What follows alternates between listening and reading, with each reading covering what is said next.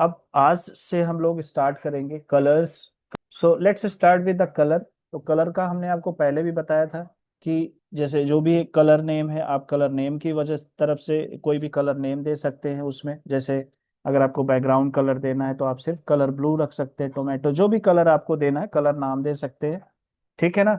अगर आपको background colour use करना है तो बैकग्राउंड कलर लेंगे, अगर टेक्स्ट कलर यूज करना है तो सिंपल कलर यूज करेंगे, तो यहाँ पर सिंपल कलर का नाम ले लेंगे। बॉर्डर यूज करना है तो बॉर्डर में भी आपको सिंपल कलर नहीं लिखना है। इस तरह से आगे अब सब चीजें करेंगे। अभी सिर्फ आपको कलर पे फोकस करना है, ना तो बैकग्राउंड पे, ना टेक्स्ट पे, ना बॉर्डर पे। ठीक है। इसके बाद होता है अपने कुछ कलर के वैल्यूज होते हैं, जैसे हेक्स वैल्यू होता है, एचएसएल होता है, आरजीबी होता है। मोस्टली वी यूज हेक्स और आरजीबी। ठीक है। तो अलग अलग चीजें ये हम लोग इसमें करेंगे। ठीक है, सिंपल है। इस वाले टॉपिक में सिर्फ आप इतना समझो कि आप कलर का नाम दे सकते हैं कोई भी। ठीक है, जब भी कभी आपको कोई क्लास देनी हो, सिंपल आप अगर यहाँ पर रेड लिखेंगे तो रेड हो जाएगा, कोई वैल्यू नहीं है। ठीक है ना। इसके बाद आ जाओ, नेक्स्ट है हमारा आरजीबी। कि आरजीबी का मतलब क्या हुआ, रेड ग्रीन ब्लू। तो जो मेन कलर होते हैं, जैसे चार कलर, तीन कलर आपने सुना होगा, जो प्रिंटिंग के लिए यूज होता है वो चार कलर, जिसको बोलते हैं CMYK। और वेब के लिए यूज होता है आरजीबी, रेड ग्रीन ब्लू। ठीक है, जिसकी वैल्यू होती है, ठीक है, 255, 255, 255 मैक्स होता है। इसको आप जैसे मिक्स करते हैं कलर वैसे बनता है। देखो लाल हमने 100 की है, 100, लाल को हम कर देते हैं मान लो 102। ग्रीन हमने थोड़ा ज्यादा बढ़ा लिया तो ये कलर हो गया, इसी में ब्लू मिक्स कर दिया तो ये कलर बन गया। तो इस तरह से आप वैल्यू के हिसाब से कलर मिक्स करते हैं और अपना बनाते हैं। तो बहुत सारे ऑनलाइन आते हैं। ठीक है। अगर आप देखो कि कोई भी, अगर मैं कलर पिकर भी ले लेता हूँ, देखो जैसे मैंने ये लिया, तो ये आपको देखो, ये यहाँ पर देखो आरजीबी दे रहा है ना ऊपर। देखो आरजीबी कलर चेंज हो रहा है और हेक्स वैल्यू चेंज हो रही है, देख रहे हो आप। जहां भी मैं मूव कर रहा हूँ देखो, अगर आप ध्यान से यहाँ देखना, यहाँ पर देखना, देखो आरजीबी का कलर चेंज हो रहा है। तो आप जिसमें जितना कलर मिक्स करेंगे, आर रेड ग्रीन ब्लू, उस हिसाब से कलर निकल के आएगा। तो ये सब आप कलर पिकर से कर सकते हैं, इतना आपको डेप्थ में जाना नहीं, क्योंकि ये ग्राफिक डिजाइनिंग का पार्ट है। ठीक है ना। ये नहीं कि आप पता लगा स्टडी करने लग गए कि कितना करेंगे तो कौन सा कलर आएगा, कितना करेंगे तो कौन सा कलर आएगा। आप सिंपल ये जानो कि हाँ जी, यहाँ से कलर पिक करेंगे, ये आरजीबी होता है, ये एचएसएल होता है, ये हेक्स होता है। मोस्टली हम जो यूज करते हैं वो हेक्स यूज करते हैं हैशटैग में। ये सब चीजें बड़े हाई लेवल की हैं, रेयरली यूज होती हैं। ठीक है ना। फिर है नेक्स्ट अपना हैक्स में, ये मेन है हैशटैग लगा के। इसमें भी आपको 6 डिजिट मिलेंगी। दो, दो चार, दो छो, छः। दो रेड का, दो ग्रीन का, दो ब्लू का। हमेशा ध्यान रखना, इंटरव्यू में पूछा जाता है इन सब चीजों के बारे में। हेक्स में कितने डिजिट होते हैं, 6 होते हैं। तो 6 में से क्या क्या होता है, दो रेड का होता है, दो ग्रीन का होता है, दो ब्लू होता है। 99% लोग नहीं बता पाते इस चीज को, अगर कोई ग्राफिक का एक्सपर्ट होगा तभी। अदरवाइज ये चीज उसको लॉजिक पता नहीं होता है। ठीक है। कभी सात, इसमें 7 पॉइंट डाल देगा, कभी 5 डाल देगा, कभी 3 डाल देगा, काम करेगा नहीं। वो करेगा लेकिन वो अपने हिसाब से उठा लेगा, जैसे आप मर्जी से डालोगे वैसे मर्जी से वो उठाएगा। तो इसमें देखो अलग अलग कलर पिक कर रहा है। तो सी में इसी तरह से है, अगर मैं इसको पिक करता हूँ कलर पिकर से, अगर मैं उठाता हूँ जैसे, ठीक है, आप देखो यहाँ पे देखो, हैशटैग जो हेक्स कलर है वो अलग हो रहा है। ठीक है।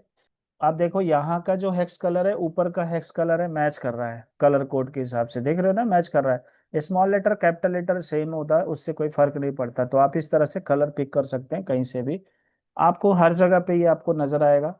चाहे आप फोटोशॉप ले लें, चाहे कैनवा ले लें, जहां भी आप यूज करेंगे ज्यादातर ये हेक्स कलर यूज होता है। तो इससे क्या होता है, एग्जैक्ट वैल्यू निकल के आ जाती है।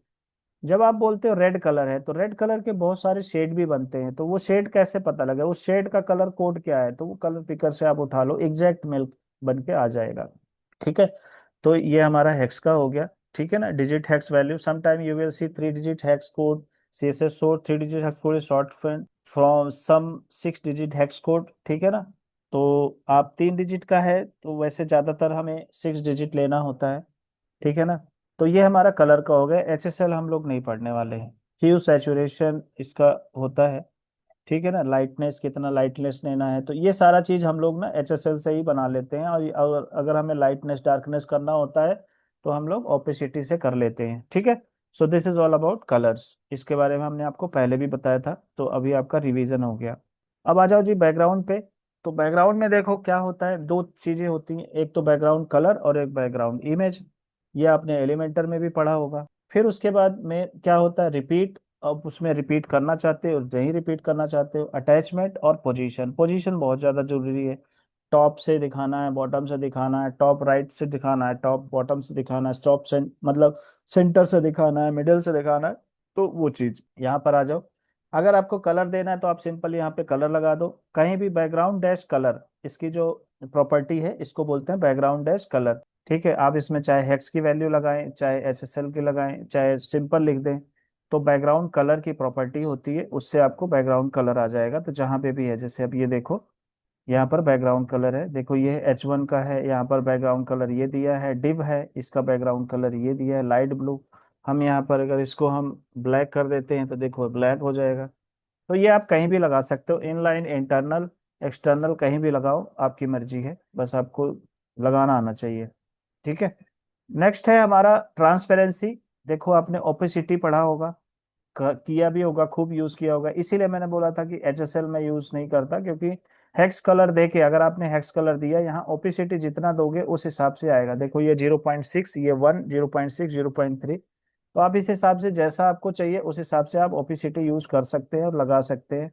ठीक है, देखो ये 1 वाला है, अगर मैं इसको मान लो कर देता हूँ 6 कर देता हूँ, तो ये हो गया। अगर मैं आपको 1.0 कर देता हूँ, 1.0 मैक्सिमम है ये, इससे ऊपर नहीं जाएगा। ठीक है, आप 2 करोगे तब भी इतना ही नजर आएगा। ठीक। तो कहने का मतलब ये है कि अगर आप 9 करेंगे, यहाँ पे किया 0, आप 9 कर दीजिए तो हल्का सा कम हो जाएगा, देखो हल्का सा, इसमें इसमें हल्का सा फर्क। थोड़ा सा 8 करेंगे, देखो और थोड़ा लाइट हो जाएगा। तो मतलब 0 से लेकर आप 1 तक कितना भी कर सकते हो, दैट इज कॉल्ड ओपिसिटी। इसकी प्रॉपर्टी का नाम है ओपिसिटी। ठीक है, जिसको आप ट्रांसपेरेंसी भी बोलते हो दूसरी भाषा में।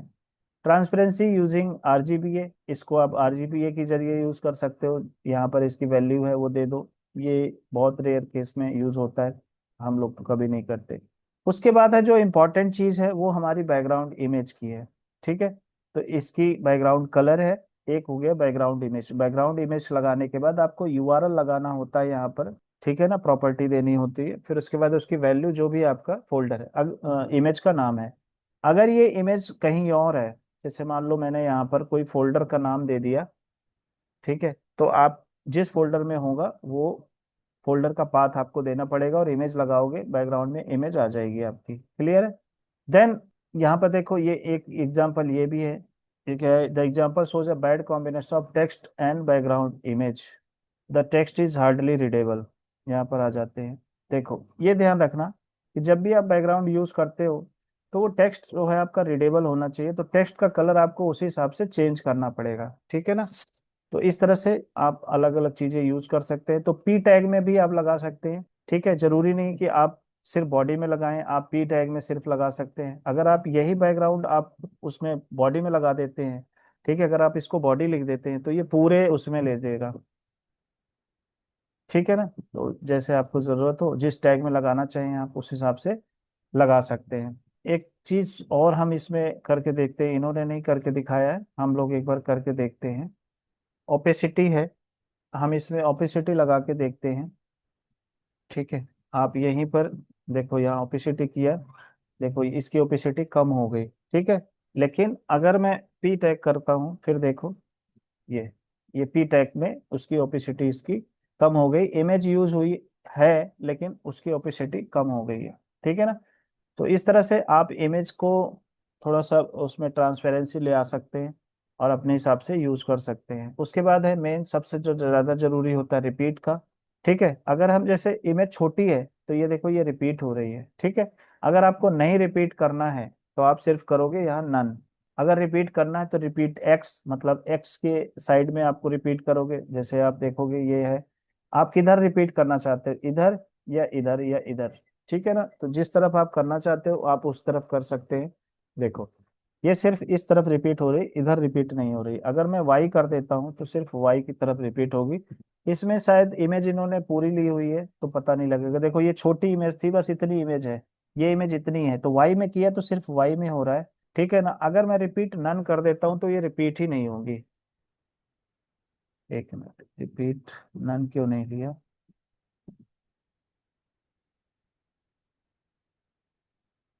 अच्छा, नन नहीं होता, नो रिपीट होता है। देखो, तो ये जो जैसे मैंने मेरे साथ अभी प्रॉब्लम हुई, तो जब आप वहां पर यूज करेंगे ना विजुअल स्टूडियो में, तो ये खुद ही सजेशन दे देगा कि बैकग्राउंड रिपीट के कितने प्रॉपर्टीज हैं। तो आपको ये नहीं कंफ्यूज होना पड़ेगा कि नो रिपीट है या नन नन लिखना है, ठीक है ना। देखो यहाँ पर ये सिंगल इमेज ये है। अगर आपको इसको करते हो एक्स एक्सिस में करना है तो रिपीट, रिपीट डैश एक्स करोगे तो एक्स में रिपीट होगा। अगर वाई करोगे तो वाई की तरफ होगा, ठीक है ना। तो इस तरह से आपका बैकग्राउंड रिपीट और नॉन रिपीट होता है। उसके बाद है पोजीशन। बैकग्राउंड इमेज हो गया, रिपीट का हो गया नो रिपीट। राइट, आपका बैकग्राउंड का पोजीशन राइट टॉप करना है, राइट लेफ्ट करना है, राइट किधर करना है, ये आपको जैसे आप एलिमेंटर में करते थे, तो ये वही चीज है, ठीक है ना। देखो मैं इसको करता हूँ रिपीट, नो रिपीट कर देता हूँ। एक हो गया। अब इसकी पोजीशन है, देखो राइट टॉप, देखो ये इधर आ गई। चलो लेफ्ट टॉप का देख लो, देखो ये यहाँ पर आ गए। तो इस तरह से आप पोजीशन दे सकते हैं, जो भी आपको पोजीशन चाहिए उस हिसाब से आप चेंज कर सकते हैं, ठीक है ना। नेक्स्ट आता है attachment. The background attachment property specifies whether the background image should scroll और फिक्स्ड। आपने देखा होगा पैरेलैक्स इफेक्ट बनता है, याद है ना। तो हम लोग फिक्स करते हैं, तो उसको हमें क्या लगाना होता है, अटैचमेंट। तो एक आपने बैकग्राउंड इमेज लगा दिया, यहाँ रिपीट नो कर दिया, पोजीशन कर दिया, ये अटैचमेंट। तो इसके लिए क्या होता है, आपका पेज जब स्क्रॉल करते हो, देखो ये स्क्रॉल कर रहे हो, ये फिक्स्ड है, तो इसका पोजीशन क्या किया है, फिक्स्ड कर दिया है। तो जब इसको बोलते हैं पैरेलैक्स इफेक्ट, जब हमें कुछ ऐसी वेबसाइट बनानी होती है, जैसे इसमें पता नहीं है या नहीं, अगर मान लो ये बनाना है, हम चाहते हैं कि ये इमेज यहीं रहे, ये कंटेंट आगे पीछे हो, तो बैकग्राउंड इमेज क्या करोगे आप, उसको अटैचमेंट करके बैकग्राउंड अटैचमेंट फिक्स्ड लगा दोगे, तो ये स्टिक हो जाएगी, ठीक है ना। अगर आपको स्क्रॉल करना है तो साथ साथ स्क्रॉल भी करेगा, ठीक है। तो ये दो इसकी प्रॉपर्टी हैं, आप इनको यूज करके देखोगे तो आपको समझ में आया, देखो ये भी स्क्रॉल हो रहा है, ठीक है ना। सिंपल। बैकग्राउंड शॉर्ट हैंड है, ये तो पता नहीं क्या है, मैंने भी पहली बार इसको देखा है। CSS background shorthand property thus to shorten the code it is also possible to specify all the background properties in one single property, this is called shorthand property। मतलब एक ही साथ अगर आपको सारी चीजें यूज करनी है, तो उस केस में तो अभी क्या है, जैसे कलर है, इमेज है, रिपीट है, पोजीशन है, ये सारे आपने अलग अलग लाइन में किया। आप इनको चाहो तो एक साइड कर सकते हो, तो इसको सिर्फ बैकग्राउंड लिखा आपने, यहाँ कलर आ गया। अगर आपको इमेज लगाना है तो इमेज लगा लो, नो रिपीट राइट टॉप, सारे पोजीशन वगैरह सब आपने यहाँ पर दे दिया। कहने का मतलब ये है कलर इमेज रिपीट। तो जो वैसे भी देखो, कलर यूज होगा या इमेज यूज होगा, इन दोनों में से एक ही यूज होंगे, दोनों कभी भी साथ यूज होंगे ही नहीं होंगे, ठीक है ना। तो आप इस तरह से कर सकते हैं। हाँ, अगर आप पीछे इमेज दे देते हैं, ऊपर कलर दे देते हैं, फिर ऑपेसिटी वगैरह दे के आप एक्सपेरिमेंट कर लीजिएगा, तो उस तरह से काम होगा। लेकिन ज्यादातर केसेस में यही होता है कि या तो कलर यूज होता है या इमेज यूज होता है। रिपीट, अटैचमेंट, पोजीशन, ये आप यूज कर सकते हैं, ठीक है। तो ये और भी इसकी प्रॉपर्टी है, आप इनको यूज कर लेना। Background clip specifies the painting area of the background, colour, image, origin, position, repeat, size, ये सारी चीजें आप खुद से एक बार देखेंगे तो आपको क्लियर हो जाएगा, ठीक है ना। नेक्स्ट है बॉर्डर। देखो जब भी कुछ करते हो आप, अक्सर आप बॉर्डर बनाते हो, ठीक है। तो एक होता है सॉलिड आपने बना दिया, एक होता है किसी एक साइड में बॉर्डर बनाया, कभी बॉटम में बनाया, कभी टॉप में, कभी लेफ्ट में, कभी राइट में, कभी आपने रेडियस वाले बनाया, राउंड कॉर्नर वाले, कभी आपने देखो बैकग्राउंड इमेज इस तरह से बॉक्स बना दिया, इधर से बॉर्डर बना दिया, ये भी बॉर्डर ही है, ठीक है। तो ये सारे बॉर्डर स्टाइल हैं अलग अलग, ठीक है ना। तो इसको समझे। CSS border properties allow to specify the style, width and colour. Border में क्या होता है, स्टाइल होता है, विड्थ होता है और कलर होता है। विड्थ का मतलब कितना मोटा, कलर कौन सा कलर, जब तक कलर नहीं दोगे तो बॉर्डर दिखेगा नहीं, और विड्थ नहीं दोगे तो वैसे नहीं पता लगेगा कि कैसे दिखेगा, ठीक है। तो ये तीन प्रॉपर्टी होती हैं। तो बॉर्डर डैश स्टाइल से यूज किया जाता है। तो इसकी जो टाइप ऑफ बॉर्डर्स होते हैं, एक तरह से कह सकते हो डॉटेड, डैशेस, सॉलिड, ज्यादातर सॉलिड यूज होता है, double, groove, ridge, inset, outset, none. अगर नन कर सकते हो तो नन, बाय डिफॉल्ट तो वैसे नन ही होता है, लेकिन अगर आप सॉलिड कर दोगे तो बॉर्डर दिखना शुरू कर देगा। ये देखो यहाँ पर ये सारे इसकी CSS है, ये कैसे दिखेगा ये इन्होंने इसमें बना के दिखाया है। तो ये वाला सारा तो पुराने जमाने का चीज है।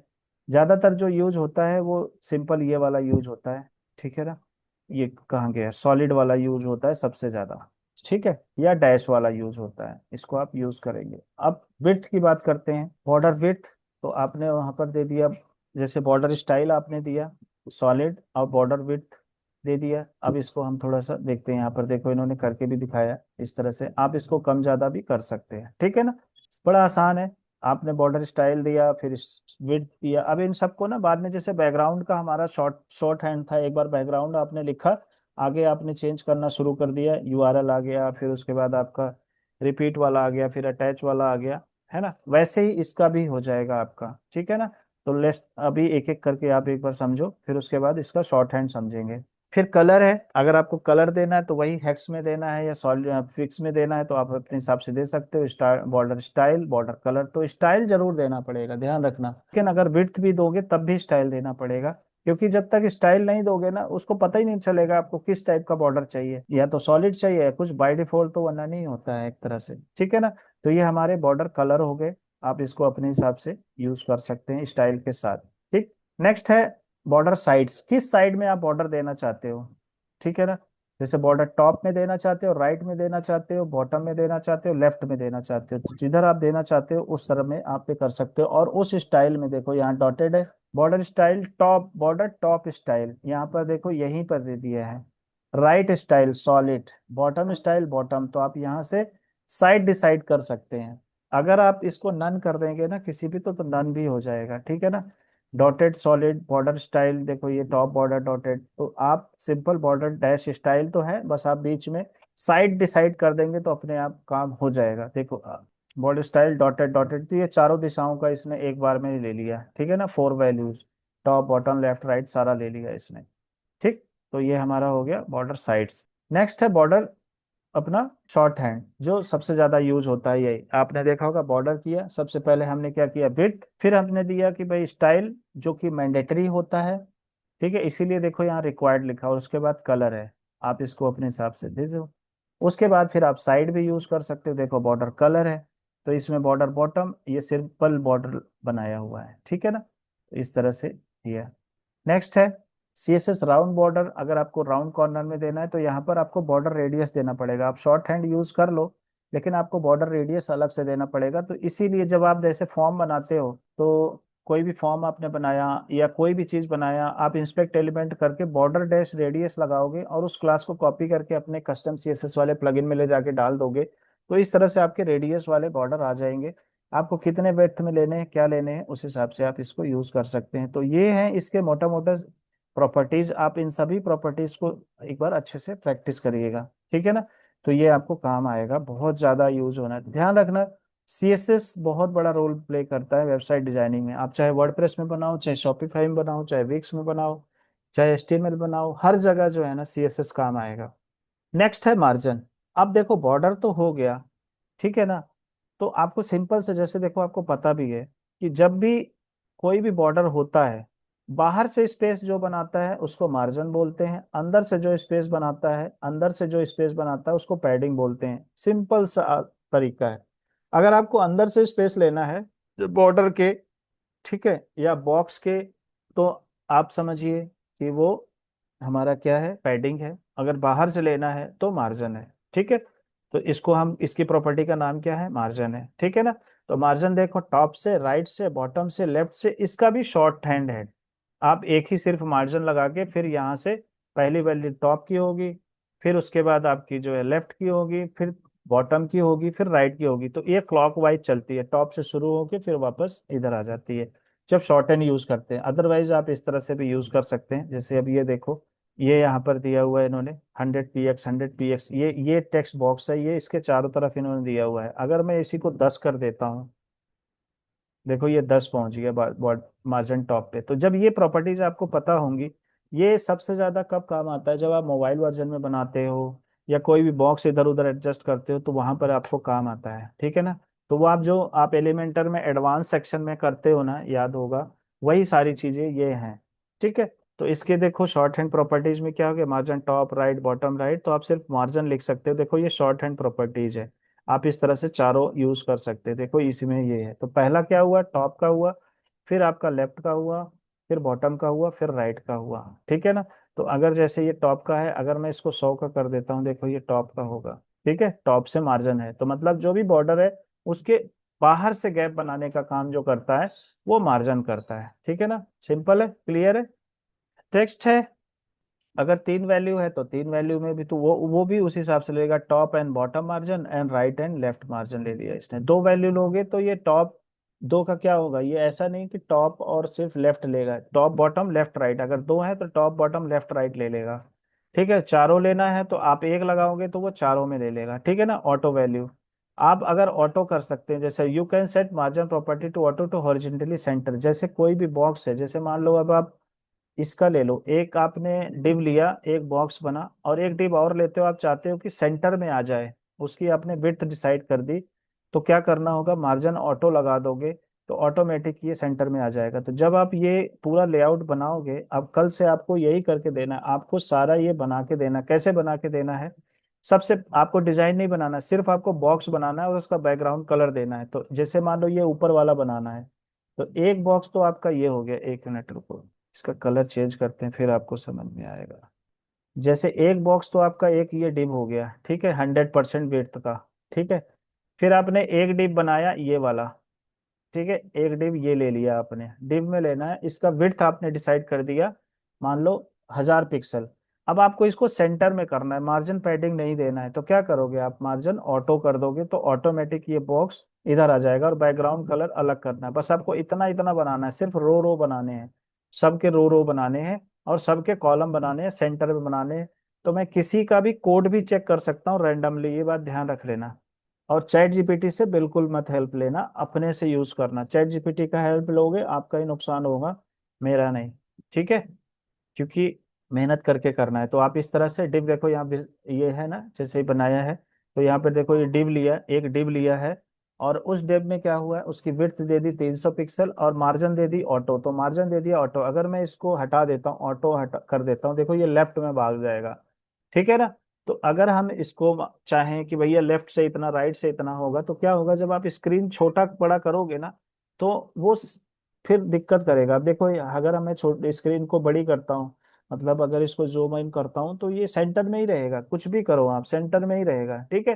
तो मार्जिन ऑटो क्या करता है, किसी भी बॉक्स को सेंटर में ले आके सेट कर देता है। तो ये हमेशा ध्यान रखना, जब जब HTML में कोई लेआउट बनाओगे तो इसका इस्तेमाल जरूर होगा, ठीक है। तो इस तरह की चीजें जब आपको बनाना पड़ेगा अभी, ठीक है ना, तो यहाँ पर जैसे बैकग्राउंड कलर लगाना हुआ, ठीक है, इमेज कैसे लगाना हुआ, तो ये सारी चीजें आपको अभी बताई जाएंगी। इसके बाद आता है इनहेरिट वैल्यू।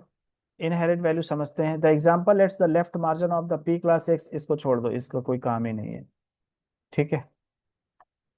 तो ये आपका मेन है, margin top bottom left right, ये आपको करना है। अब बात करते हैं मार्जिन कोलैप्स का, देखो क्या है, sometime two margin collapse into single margin, मतलब क्या होता है, कभी कभी क्या होता है कि हमें कुछ, जैसे टॉप बॉटम लेफ्ट राइट होते हैं, किसी एक साइड से हमें देना होता है, तो उसी को कोलैप्स बोलते हैं। The top and bottom margin of element are sometime collapse into single margin that is equal to the largest of the two margin. मतलब क्या होता है कि आपको, जैसे पहले हमने बताया, अगर आप ये केवल यही दे देते हो तो ये चारों तरफ से ले लेगा, लेकिन अगर आपने इसको जीरो जीरो कर दिया तो इसको समझ में आ गया कि भैया चारों तरफ से जीरो है, तीनों तरफ से जीरो है, बस एक तरफ से लेना है, तो आप इस तरह से आप इसको ले सकते हैं, कोलैप्स कर सकते हैं इसको, ठीक है ना।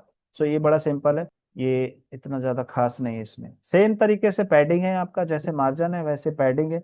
बॉर्डर के अंदर जब स्पेस देना होता है, देखो इसमें पैडिंग है use to create space around the element of content, आपका कंटेंट ये है, इसके अराउंड, दूसरी भाषा में हम कहें बॉर्डर के अंदर साइड में, ठीक है, inside of any defined border, ठीक है ना। तो जब भी आप डिव बनाते हो तो वो भी बॉर्डर दो ना दो, डिव भी अपना एक बॉर्डर बना लेता है, कोई भी चीज होता है उसका बॉर्डर बना लेता है। जैसे मान लो यही है, इसको एक्सपेक्ट एलिमेंट करते हैं, ठीक है। अब आपको क्या करना है, यहाँ पे चले जाओ कंप्यूटेड पे,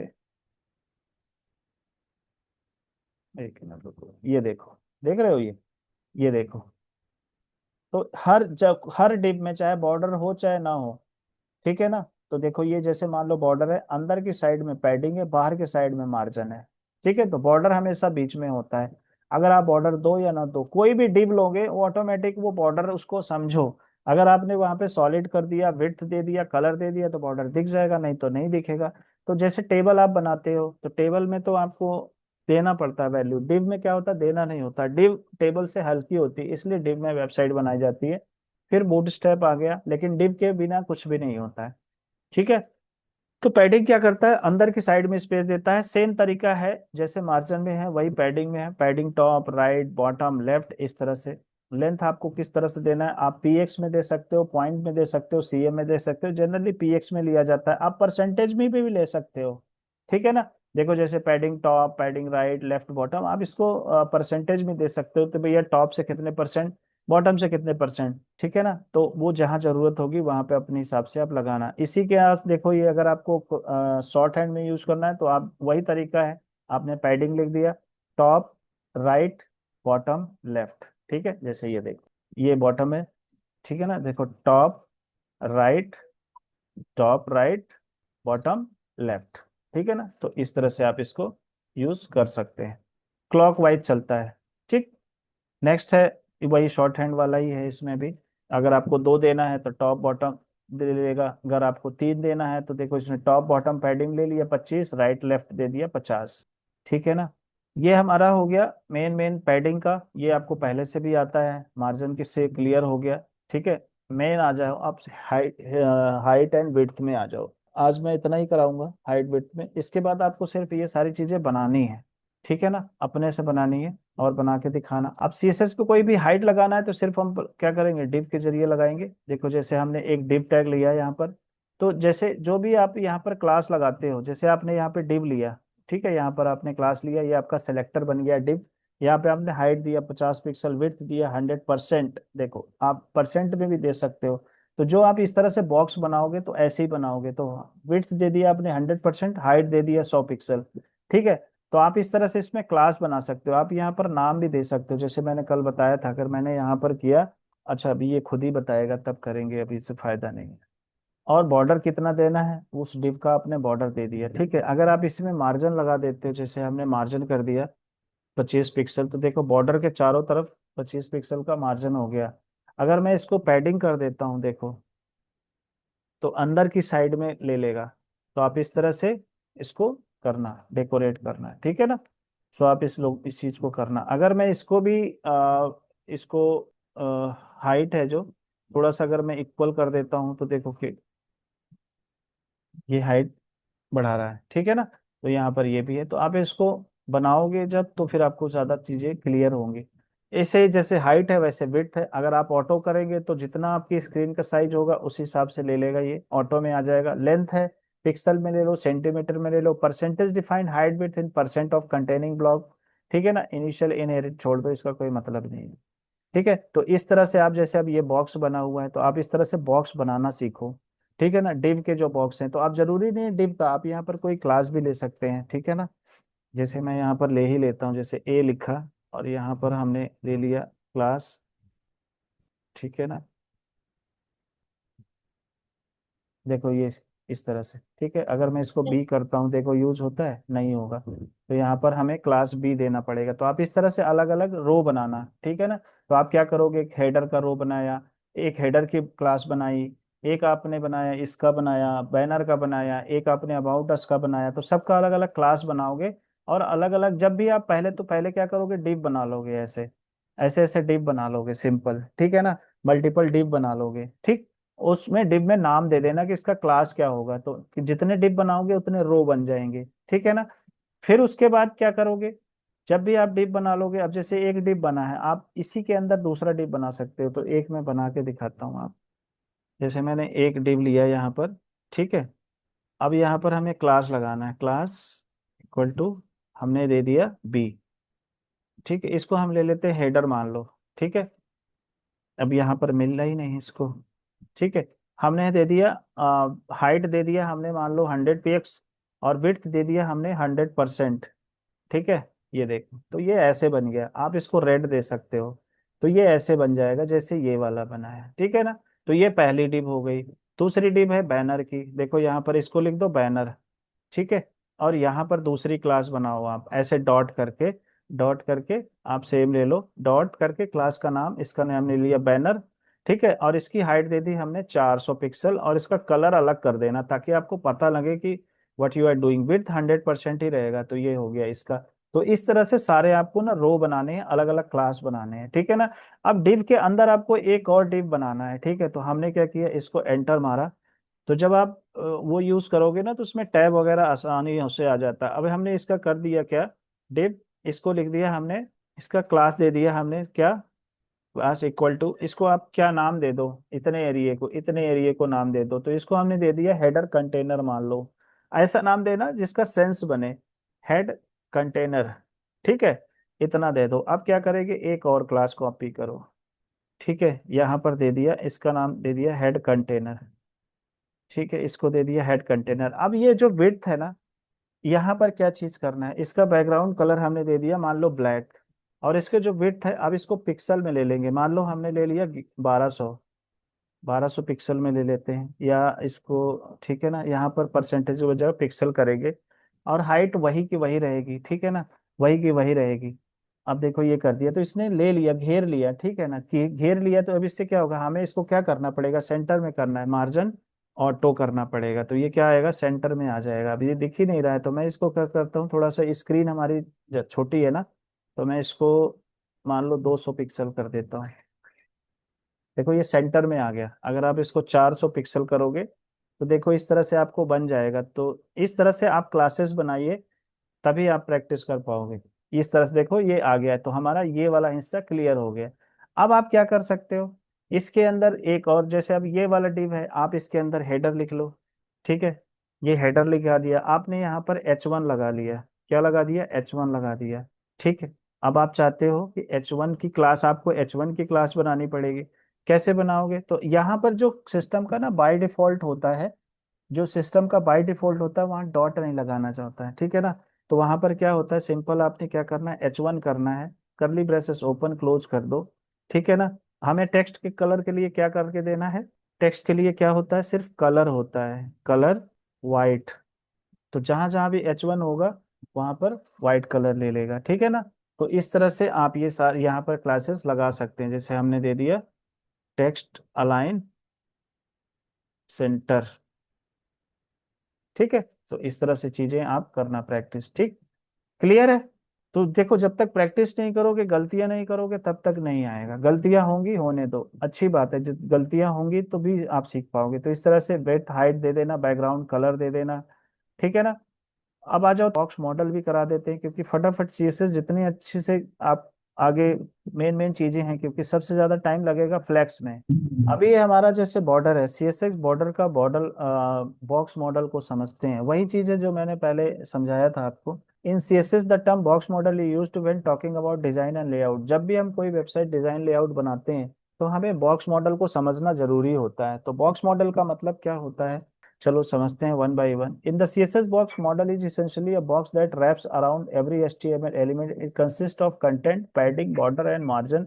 इमेज बिलो स्टेट द, देखो जब भी हमारा कोई कंटेंट होता है, ठीक है, तो एक बॉर्डर बन जाता है, वो अपने आप ले लेता है अंदर, चाहे आपको दिखे चाहे ना दिखे। तो जैसे आपने डिव लिया और उसके अंदर कंटेंट लिया, उसके बाद क्या होता है, अगर आप ऊपरी साइड में कोई गैप देना चाहते हैं तो मार्जिन होता है, और बॉर्डर के नीचे देना चाहते हैं, या कंटेंट से, कंटेंट और बॉर्डर के बीच में गैप देना है तो फिर पैडिंग बोला जाएगा, और बॉर्डर के ऊपर देना है, अगर बाहरी एरिया में देना है तो मार्जिन बोला जाएगा। इसको थोड़ा ध्यान से समझना, कंफ्यूज मत हो जाना।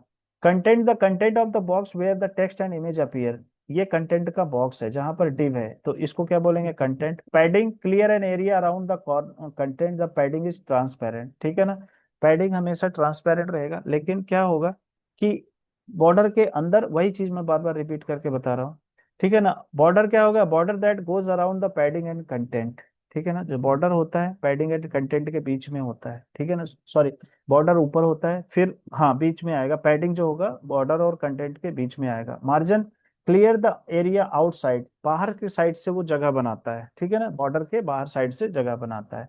तो इस तरह से होता है, आप इसको देख सकते हैं और इसकी प्रैक्टिस कर सकते हैं। जैसे एक डिव बनाया इन्होंने, ठीक है ना, सिंपल, यहाँ पे देखो डिव की क्लास ली। अब यहाँ पे इन्होंने क्या किया, बैकग्राउंड कलर दे दिया लाइट ग्रे, ठीक है, ये लाइट ग्रे हो गया, ये आपका टेक्स्ट हो गया, ठीक है, ये आपका कंटेंट हो गया। विड्थ है हमारे 300 पिक्सल की। Border 15 pixel solid corner, border आपका कौन सा है, ये है ग्रीन, ठीक है ना। पैडिंग दे दिया, मार्जिन दे दिया, तो मैं मार्जिन दे दिया तो बाहर से, अगर मैं इसको 40 कर देता हूँ, ठीक है ना, तो जो भी हमारा बॉर्डर था, मतलब बॉर्डर हमारा ये है ग्रीन वाला है ना, तो ग्रीन के बाहर साइड से देखो ये आ गया, बाहर साइड से स्पेस बना रहा है। लेकिन अगर मैं पैडिंग दे देता हूँ तो ग्रीन के अंदर साइड से देगा और कंटेंट के बाहर साइड से देगा। तो इस चीज को बहुत बारीकी से समझना बहुत जरूरी है, ठीक है ना।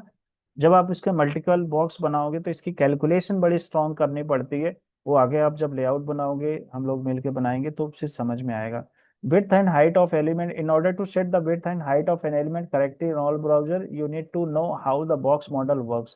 ठीक है ना, तो ये चीज आपको समझना है, width, height, padding, border, margin कितना देना है, ये सब चीजें आपको समझना है। जैसे अगर आपने width दिया 320 पिक्सल और अगर आपने मार्जिन दे दिया उसमें 20 पिक्सल जैसे देखो, तो अब ये 320 दिया, अगर आपने पैडिंग दे दिया लेफ्ट से 20 और लेफ्ट और फिर आपने 10 पिक्सल का बॉर्डर भी दे दिया, तो आपका टोटल वेट हो जाएगा 350। अगर आपकी कैलकुलेशन खराब हो गई ना, तो कोई भी ई कॉमर्स की वेबसाइट आप बना नहीं सकते, कोई भी लेआउट नहीं बना सकते। जो बॉक्सेस आते हैं ये वाले, ये आपके सब उजड़ बिजड़ जाएंगे, ठीक है ना। आपको लगेगा यार ये तो इतना ही है, लेकिन अगर आप मार्जिन पैडिंग दोगे तो उसमें वो और स्पेस ऐड कर लेगा, ठीक है ना। 50 px height of content area, 20 px top padding bottom padding and 10 px top border bottom border. तो ये सारी चीजें आपको समझना पड़ेगा, तभी आपको ये समझ में आएगा। हालांकि जब करोगे तो फिर अपने आप आ जाएगा। So this is all about today's class till box model.